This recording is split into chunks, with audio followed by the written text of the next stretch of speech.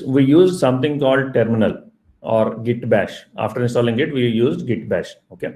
So when we use this git bash, we tried to execute some commands. Okay. Those commands are like once you install Git, okay. Initially, this is the only one time you do, which is configuring of your username, user.name and user.email. That is only one time you do. Okay. And after that, there are two things involved in git bash. There are two groups of commands. Okay. Some commands are specific to any system. Without Git also those commands work. For example, pwd, present working directory, or cd, change directory. Okay. These things work irrespective of Git. Okay. The commands which we use specific to Git are the starting, the prefix is git space, the commands, something like init, add, status, commit, push, right? These are things what we use, right? These are all Git commands.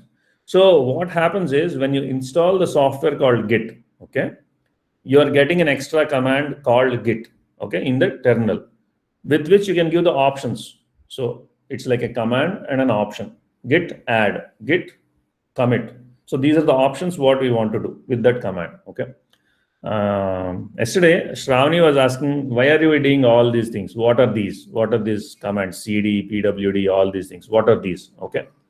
So we can think of, at this moment, we can think of them as, let's say you have a dog at your home. You have a dog at your home.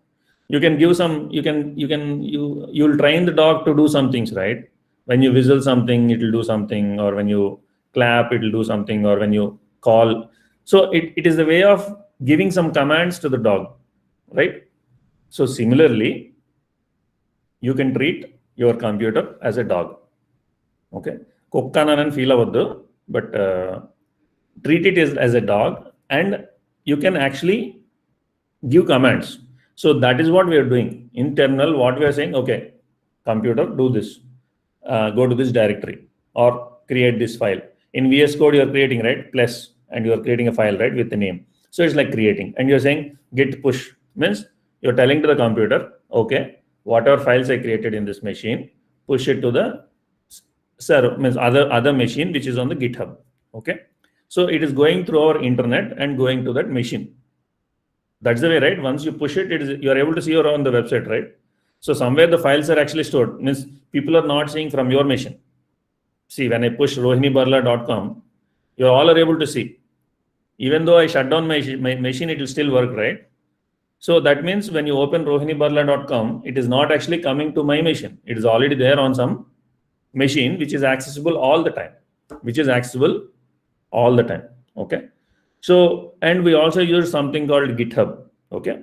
GitHub is like in browser, you type github.com, you have some username, you did some execution and all those things.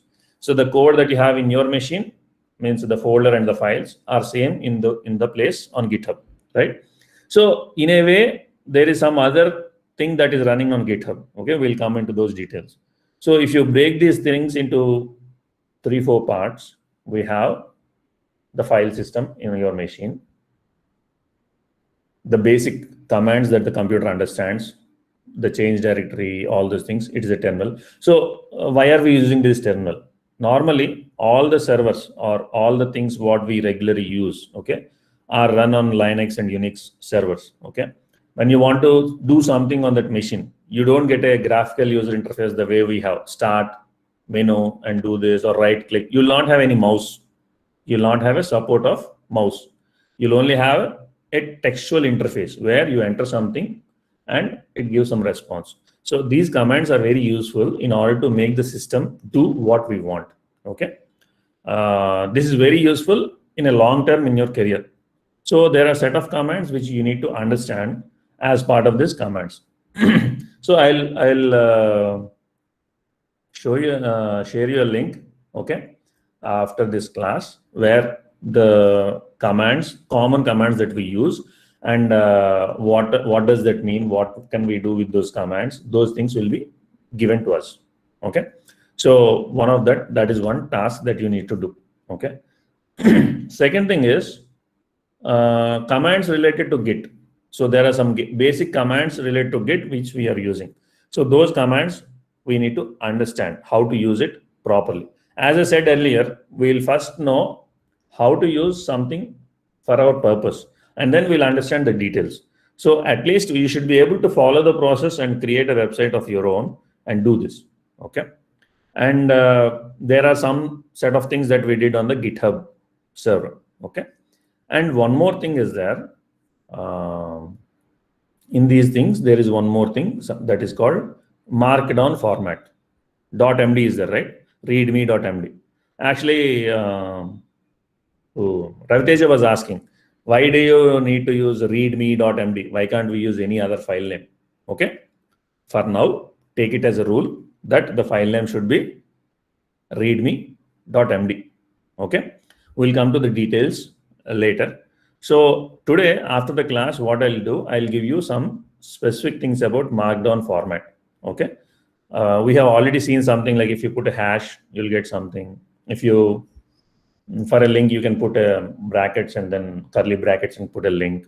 And if you want to get a new line, you give 2 spaces at the end. Okay. These are 3 things what we have seen about the markdown format. Okay.